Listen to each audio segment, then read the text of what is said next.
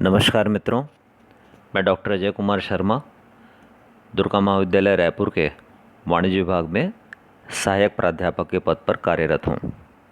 व्यावसायिक संप्रेषण की द्वितीय इकाई के अध्ययन में आप सभी का स्वागत करता हूँ। मित्रों, अब तक आपने प्रथम इकाई के अध्ययन से यह जान लिया है कि एक व्यावसायिक प्रतिष्ठान में संप्रेषण का क्या महत्व होता है, व्यावसायिक प्रतिष्ठानों में संप्रेषण की प्रक्रिया किस प्रकार आयोजित होती है, कम्युनिकेशन की टेक्निक क्या है, कम्युनिकेशन के स्किल विभिन्न विद्वानों के द्वारा कम्युनिकेशन से संबंधित जो मॉडल्स बतलाए गए हैं इनकी भी जानकारी आपको हो चुकी है। अब इसके पश्चात द्वितीय इकाई के अध्ययन में हम व्यावसायिक संस्था के संचार तंत्र का अध्ययन करेंगे। इसके अंतर्गत औपचारिक एवं अनौपचारिक संचार तंत्र, संचार के मार्ग में आने वाली बाधाएं, इसके निदान के उपाय, व्यवहार में व्यावसायिक संचार किस प्रकार किया जाता है, इसका अध्ययन भी हम करेंगे। इसके अलावा प्रभावपूर्ण श्रवण के सिद्धांत, इफ़ेक्टिव लिसनिंग, श्रोता विश्लेषण तथा प्रतिपुष्टि यानी ऑडियंस एनालिसिस और फीडबैक तक का अध्ययन हम द्वितीय इकाई अंतर्गत करेंगे। तो चलिए मित्रों, हम अपना प्रथम खंड का अध्ययन आरंभ करते हैं व्यावसायिक संस्थानों के संचार तंत्र से। व्यावसायिक संस्थाओं के संचार तंत्र को समझने के लिए आप अपना ध्यान स्क्रीन पर केंद्रित करें। देखिए, हमने अध्ययन की सुविधा के आधार पर संप्रेषण को दो भागों में बांटा है। पहला है व्यावसायिक संप्रेषण और दूसरा है गैर व्यावसायिक या अन्य प्रकार के संप्रेषण। व्यावसायिक संप्रेषण को भी हमने व्यवसाय में सम्मिलित होने वाले पक्षकारों के आधार पर उसे पुनः दो भागों में बांटा है। पहला है आंतरिक संप्रेषण और दूसरा है बाह्य संप्रेषण। बाह्य संप्रेषण से आशय ऐसे पक्षकारों से संप्रेषण करने से है जो व्यापार से बाहरी तौर पर जुड़े होते हैं। इसमें मुख्य रूप से शासन के विभिन्न विभाग, ग्राहक, वितरक, बैंक, निवेशकर्ता, जनता, ये सब सम्मिलित होते हैं। बाह्य संप्रेषण बहुतायत तौर पर तो लिखित रूप में ही किया जाता है, यानी अधिकांशतः यह लिखित रूप में किया जाता है, लेकिन कभी कभी आवश्यकता पड़ने पर इसे मौखिक माध्यम से भी संपूर्ण किया जाता है। मित्र, चलिए अब हम अपना अध्ययन आगे बढ़ाते हैं आंतरिक संप्रेषण को लक्ष्य कर।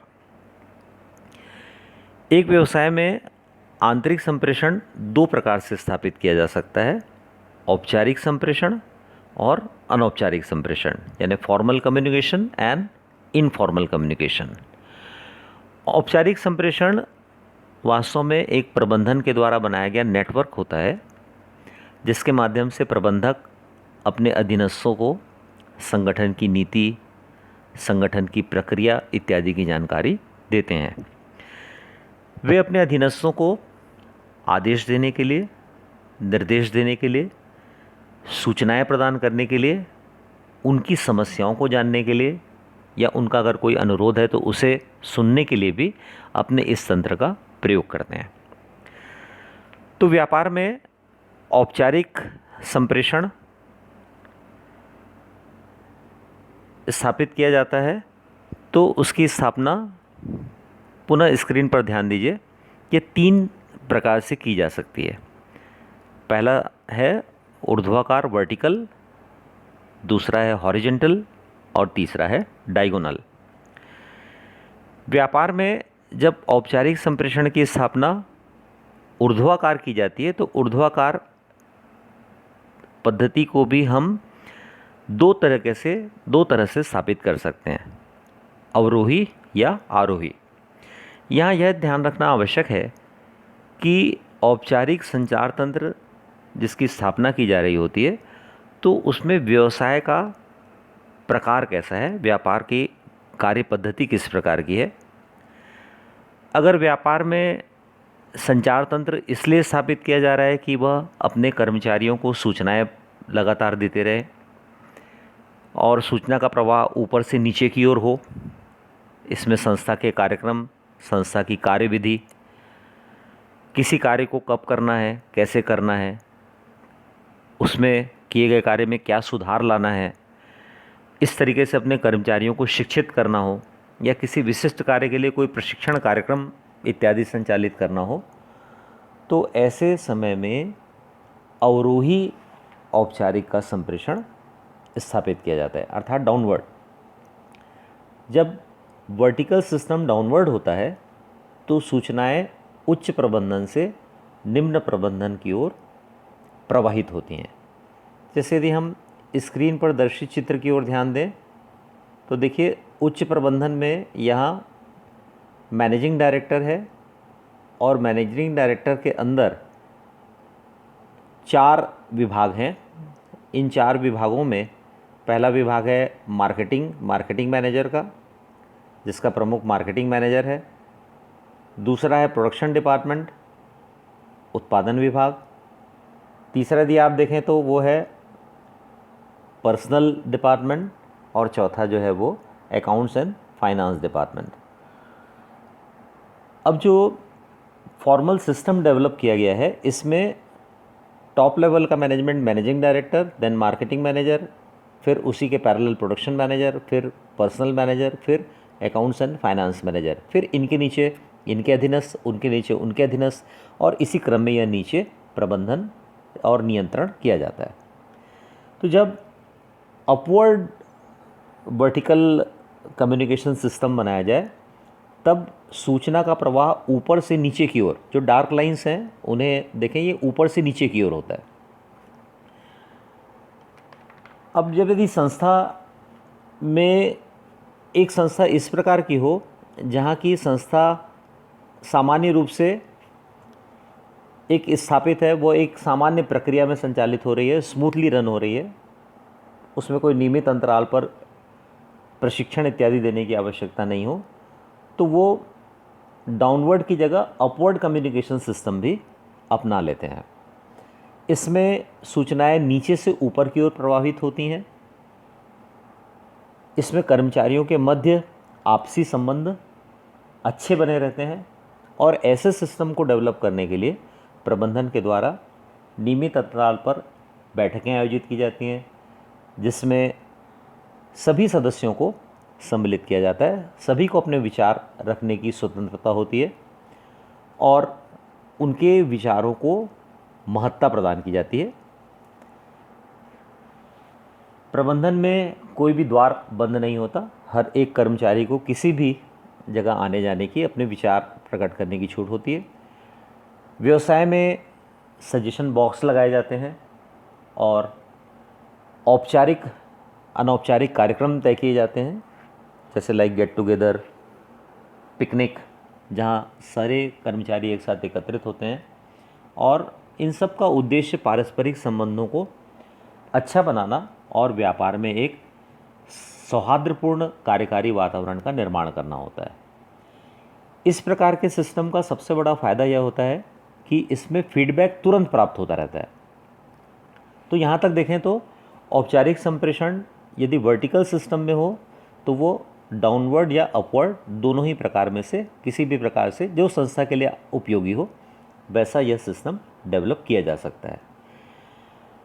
औपचारिक संप्रेषण का दूसरा प्रकार क्षैतिज प्रकार का होता है, हॉरिजेंटल तंत्र विकसित करना एक व्यापार में इसका चयन तब किया जाता है जबकि व्यवसाय का उद्देश्य पारस्परिक संबंधों के आधार पर सहकारिता के माध्यम से एक व्यापार का विकास करना हो। इसमें भी कर्मचारियों के पारस्परिक सामाजिक संबंधों को मजबूत करने की दिशा में प्रबंधन विभिन्न प्रकार के उपचार करता रहता है। इसमें अगर यदि कार्यकारी स्तर पर कोई समस्या आती है तो विशेषज्ञों की सेवाएं ली जाती हैं। इस सिस्टम को लागू किए जाने के लिए प्रत्यक्ष वार्तालाप अधिकतम किए जाते हैं, दूरभाष पर चर्चा होती है, बैठकों का आयोजन होता है और ऐसे प्रकार के माध्यमों का प्रयोग किया जाता है जिससे कि आपस में मेलजोल ज़्यादा से ज़्यादा हो। औपचारिक संप्रेषण का क्षैतिज स्वरूप होने से इसमें कर्मचारियों के मध्य के अंतर्द्वंद्व समाप्त हो जाते हैं और एक सकारात्मक वातावरण का निर्माण होता है, जिससे तंत्र की उत्पादनशीलता और कार्यक्षमता दोनों में वृद्धि होती है। फॉर्मल कम्युनिकेशन का तीसरा रूप आरेखी या डायगोनल सिस्टम होता है। डायगोनल सिस्टम वस्तुतः वर्टिकल सिस्टम में ही एक सिस्टम का या संप्रेषण का एक बदला हुआ स्वरूप है। यदि हम वर्टिकल सिस्टम को देखें, नीचे चित्र की तरफ देखें, तो यदि इसमें वर्टिकल कम्युनिकेशन सिस्टम में अवरोही या आरोही प्रकार का संप्रेषण तंत्र हो, तो सूचनाओं के ऊपर से नीचे आने या नीचे से ऊपर जाने के नियम का कड़ाई से पालन किया जाता है। इससे होता यह है कि यदि मध्यवर्ती स्तर पर कहीं प्रबंधन में कोई कर्मचारी अनुपस्थित हो, तो सूचना का प्रवाह वहाँ पर आकर रुक जाता है। तो यदि व्यापार का स्वभाव इस प्रकार का हो कि जहाँ सूचना का संप्रेषण तीव्र गति से किया जाना आवश्यक है, तो ऐसे प्रकार के व्यवसायों में आरेखी diagonal system of communication adopt किया जाता है। इसमें कोई भी कर्मचारी आवश्यकता पड़ने पर किसी भी प्रबंधक से या कोई भी प्रबंधक किसी भी विभाग के कर्मचारी से सीधे संप्रेषण कर सकता है।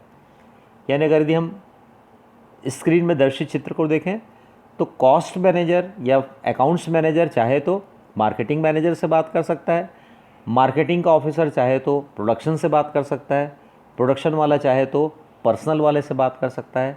अर्थात यह एक ऐसा सिस्टम है जिस सिस्टम में सभी लोगों को आपस में बात करने की फ्रीडम होती है।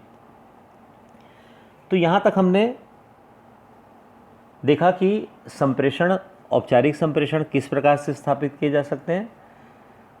ये औपचारिक संप्रेषण स्थापित किए जाने की कोई भी टेक्निक हो, चाहे वो वर्टिकल हो, हॉरिजॉन्टल हो, डायगोनल हो, डाउनवर्ड हो, अपवर्ड हो, इसमें कम्युनिकेशन मौखिक या लिखित दोनों ही माध्यमों से किए जा सकते हैं।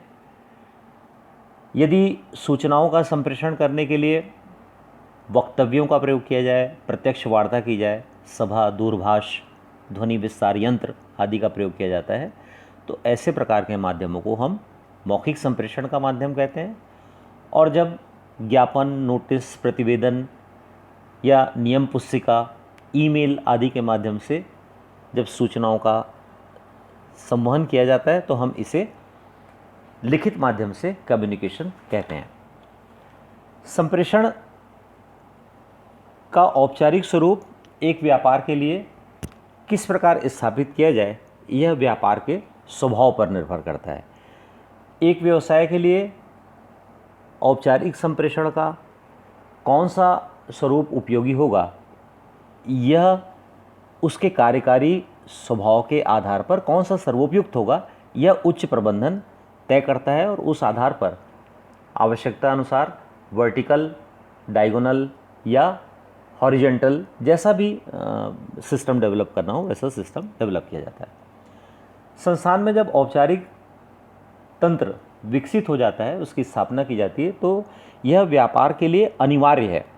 यानी संप्रेषण एक व्यापार के लिए उतना ही महत्वपूर्ण है जितना एक मानवीय जीवन को चलाने के लिए जिस प्रकार रक्त महत्वपूर्ण है, रक्त आवश्यक है एक व्यवसाय को संचालित करने के लिए, जैसे वित्त आवश्यक है, उसी प्रकार एक व्यवसाय के प्रबंधन को सफल एवं सुगम रूप से संचालित करने के लिए संप्रेषण का एक तंत्र विकसित होना अनिवार्य रूप से आवश्यक है। संप्रेषण के तंत्र में किस प्रकार का तंत्र लागू किया जाएगा, यह उच्च प्रबंधन के द्वारा तय किया जाता है। उच्च प्रबंधन के द्वारा तय किए जाने पर औपचारिक संप्रेषण जो स्थापित होते हैं, इसके व्यापार को कई प्रकार के लाभ होते हैं। जैसे इससे उत्तरदायित्व का निर्धारण हो जाता है, यानी हर एक क्रम पर प्रबंधन को यह मालूम होता है कि सूचना में किस स्तर के अधिकारी को किस प्रकार के कार्य का निष्पादन करना है। और एक बार उत्तरदायित्व का निर्धारण हो जाने के बाद कर्मचारियों में जिम्मेवारी की प्रवृत्ति बढ़ती है। संप्रेषण में लगातार एक दूसरे के संपर्क में आने की वजह से कर्मचारियों के पारस्परिक संबंध भी मधुर होते रहते हैं। चूँकि सूचना का संप्रेषण ऑफिशियल सिस्टम से होता है, औपचारिक पद्धति से होता है, तो इसमें सूचना में ऑथेंटिसिटी रहती है। वरना कई बार अगर अनौपचारिक प्रकार से संप्रेषण होता है तो ये भ्रम की स्थिति रहती है कि ये सूचना वास्तविक है या यह कोई प्रकार का भ्रम है, अफवाह है। तो यहाँ फॉर्मल कम्युनिकेशन सिस्टम में इस बात का भय नहीं होता, सूचना की ऑथेंटिसिटी बने रहती है। सूचनाएं में सार्वभौमिकता बने रहती है, अर्थात सूचना जिस स्वरूप में उच्च प्रबंधन के द्वारा जारी की जाती है वह उसी स्वरूप में निम्न स्तर पर संप्रेषित होती है। यानी सूचना के स्वरूप की सार्वभौमिकता प्रत्येक स्तर पर बने रहती है। औपचारिक संप्रेषण सिस्टम के द्वारा प्रबंधन का अपने कर्मचारियों पर नियंत्रण भी बना रहता है, इसलिए यह एक प्रकार का उपयोगी संप्रेषण का ढांचा स्वरूप माना जाता है। कुछ आलोचकों के द्वारा इस औपचारिक संप्रेषण के ढांचे की आलोचना भी की जाती है। वे कहते हैं कि इसकी वजह से अनावश्यक संगठन का कार्यभार बढ़ जाता है, उन्हें अतिरिक्त कार्य करना होता है। आलोचक यह भी कहते हैं कि कभी कभी प्रबंधन के किसी स्तर पर सूचना को यदि प्रबंधन का कोई स्तर समझता है कि वह उसके लिए किसी प्रकार का एडवर्स इफेक्ट क्रिएट करने वाली है तो वो उसको परिवर्तित कर देता है। इस प्रकार सूचना के परिवर्तन होने से सूचना का स्वरूप भी बदल दिया जाता है। औपचारिक ढांचा विकसित होने की वजह से संगठन में लाल फीताशाही, तानाशाही की प्रवृत्ति बढ़ती है। अगर तानाशाही की प्रवृत्ति बढ़ेगी तो संबंधों के मधुर होने का प्रश्न ही उत्पन्न नहीं होता, इसमें आपसी संबंधों पर विपरीत असर पड़ता है। किंतु यदि इन बिंदुओं को देखा जाए तो यह वास्तव में व्यक्ति के दोष हैं। इसमें संगठन या औपचारिक प्रबंधन के ढांचे में मूल जो कंसेप्ट है उसमें दोष नहीं है, इसमें अगर लागू करने वाले व्यक्ति में दोष है तो इस प्रकार के दोष औपचारिक संप्रेषण प्रणाली में उत्पन्न होने का भय होता है। लेकिन अगर हम कुछ सावधानी के साथ औपचारिक संप्रेषण प्रणाली को व्यापार में लागू करें तो यह एक प्रभावी, बहुत इफ़ेक्टिव कम्युनिकेशन सिस्टम बन सकता है। जैसे कम्युनिकेशन के स्तर पर यह तय कर दिया जाए कि कम्युनिकेशन सिर्फ अथॉरिटी के द्वारा किया जाएगा, यानी जो सूचनाएं संप्रेषित होंगी वो निश्चित जो अधिकृत व्यक्ति है वही इसमें संप्रेषण का कार्य करेगा। सूचनाओं के संप्रेषण में गतिशीलता बनी रहे, इसका ध्यान रखा जाए। यानी किसी स्तर पर अगर कोई सूचना रुक रही है तो उसे मूव करने की दिशा में ऐसा सिस्टम डेवलप किया जाए कि स्पीडी कम्युनिकेशन हो, यानी द्रुत गति से कम्युनिकेशन होना चाहिए।